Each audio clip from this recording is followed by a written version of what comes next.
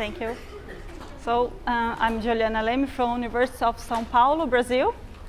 And today I will describe a new assemblage of meiofaunal trace fossils from the Ediacaran-Cambrian, Tamango and Kuruma Formations, Kuruma Group, Central Western Brazil. If our interpretation is right, probably we have the oldest document meiofaunal burrows in the geological record.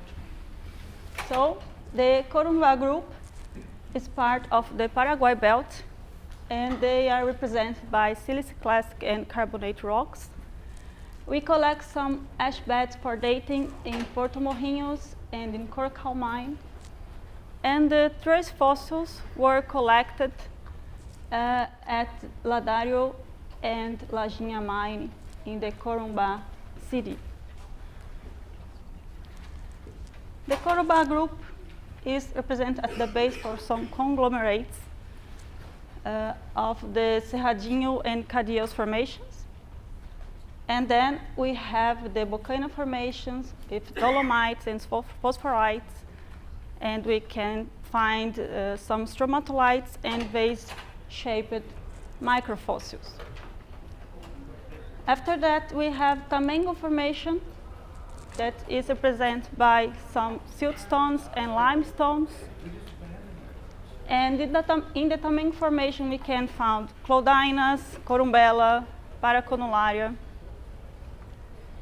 And at the top of Kuruma Group, we have the siltstones of Kuruma Formation.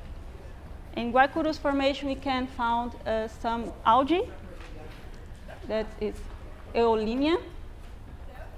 And the trace fossils were collected at the Tamango Formation and in the Kuruma Formation that represents an Ediacaran-Cambrian transition rocks. Here we have some pictures of the Tamango Formation, and we can see the limestones and siltstones. And here we can see again the siltstones. And here we have the Kuruma formations that is only represented by siltstones.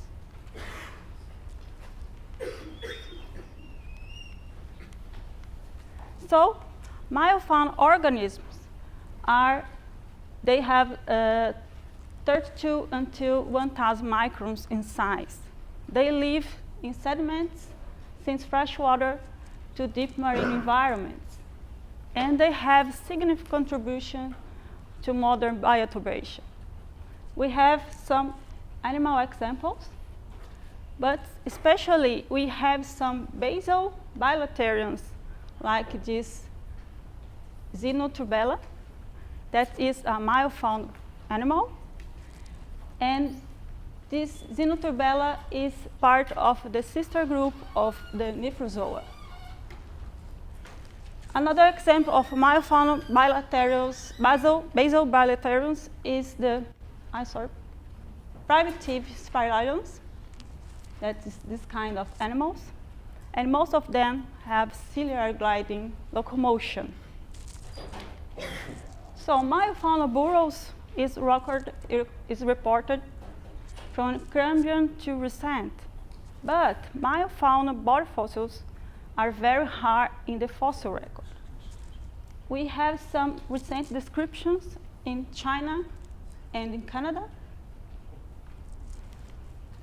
So the molecular clocks and biomarkers provide a Neoproterozoic history for the origin of metazoa and bilaterians. So all new Ediacaran data, like this possible trace fossil, can help us to understand the evolution of the origin of metazoa and bilaterians. And trace fossils can complement this knowledge of the emergence of metazoa. And these new trace fossils of Brazil add some information for the Neoproterozoic histories of the trace fossils. So we use the uranium-lead geochronology, and we collect 3 ash beds, 2 in the top of Tamango Formation Kuruma mine, and 1 of the top of Boggiani Formation in Porto Morrinhos. So the zircon ages is 555.18 million years from the base of, from the top of the Boggiani Formation. And from the top of Tamango Formation, we have 542.37 and 541.85, proving that the top of Tamango Formation is latest Ediacaran. The first trace fossil that we described and that we found is the molecules Leme. They have 3-dimensional morphology. They are filled with iron oxide. They have the morphology straight to curving, and they have a bilobed appearance. But the size is around 2 millimeters in width. That represents a macrofauna ichnofossils.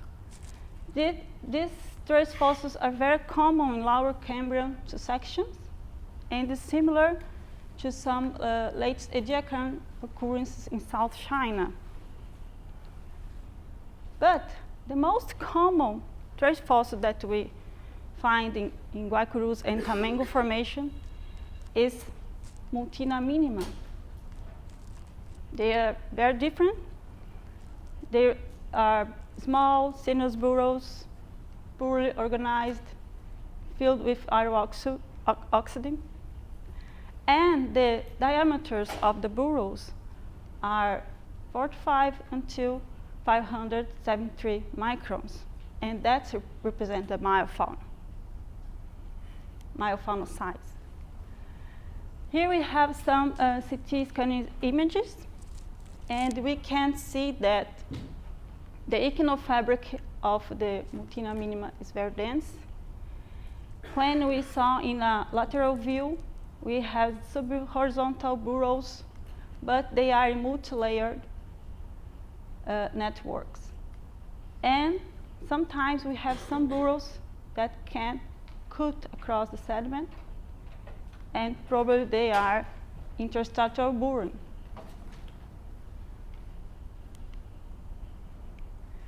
Here we have the trace fossil of Tamango Formation. We interpret like also Multina minima, because they are also small, sinuous burrows. They are filled with iron oxide minerals. They have a dense ichnofabric. And most of them are less than 100 microns in diameter, suggesting a meiofaunal size too. But some question that we have to ask is, these trace fossils could be sedimentary structures. When we look for the thin polished sections, and we can see that they are preserved as discrete round tubes. Here we have the lateral view of the tubes. It's not so, the morphology is not so, it's unlikely to be probably a shrinkage features or cinerized cracks, like we have here, these sedimentary structures. Another point is that the burrows are filled with iron oxide with a rhomboidal morphology. That means probably originally they are parite. In the modern nematodes burrows, they produce some mucus, and this mucus, this mucus could be a local for microbial reduction of sulfate from seawater that resulting in pyrite precipitation, and it could help to preserve the burrows. And we interpreted that a similar process could be occurred at the Guaycurús and Tamango Formation and help to preserve these structures. Another point is the burrow diameters, that we have different size class and that could indicate a different population, support a biological formation rather than a geological formation. Another question is, this trace fossil could be some body fossils. We have the occurrence of some algal filaments in the Guaycurús Formation, that is the Eolinia. They are represented here by these fossils. But they are confined to discrete horizons rather than cross multi-layers. They are preserved like two-dimensional compression fossils. They are preserved as black caramel films, and we can see it very well here. They have some dichotomous branching. Here we can see it again. And Gaucher and others in 2003 described some circular, rounded terminal sporangia. And we cannot see all these things in the burrows because they are just open burrows filled with iron oxide, and we believe they are just different.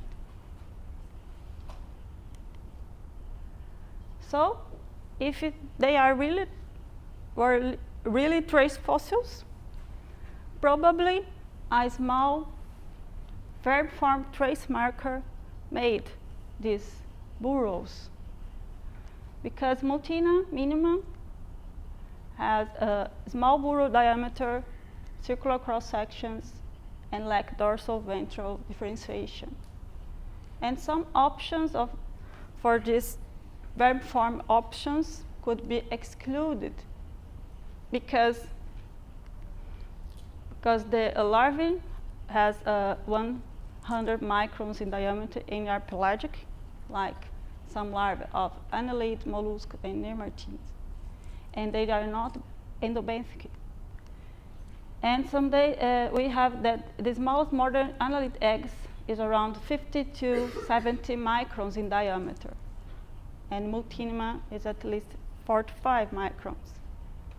Another option could be the basal bilateral groups that I showed, the spirillum meiofaunal groups. But most of them move using ciliary gliding locomotion. And this cannot form open or interstructural burrows. So traces of ciliary gliding locomotion is similar to typical Ediacaran horizontal surface trails, more than open burrows. One of the best options could be nematoids, because they have small bore size, they have sinusoidal locomotion, they are very common bioturbation of modern mud sediments, and the burrow size is very similar to Multinima minima.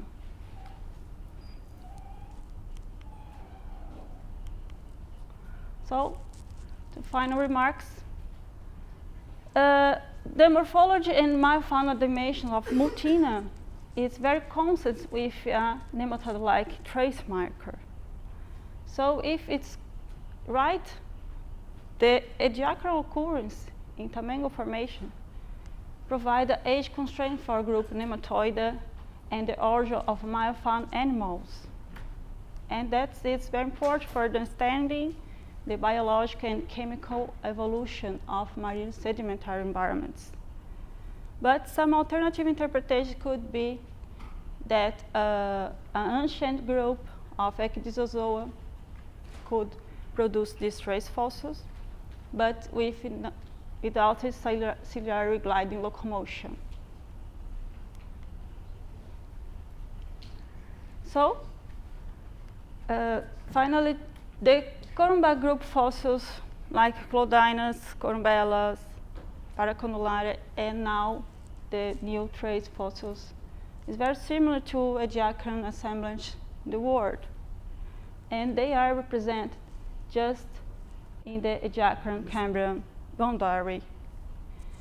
And that is a key interval of the understanding of the early stages of bilateral evolution. And so this new occurrence could help to understand it. I would like to thank all co-authors, but especially Dr. Martin Brasier, who started the research in Brazil, and Luke Parry, the first author of this study, and Professor Paulo Boggiani and Alex Liu for all the help and improvement of this research. Thank you very much. Obrigada.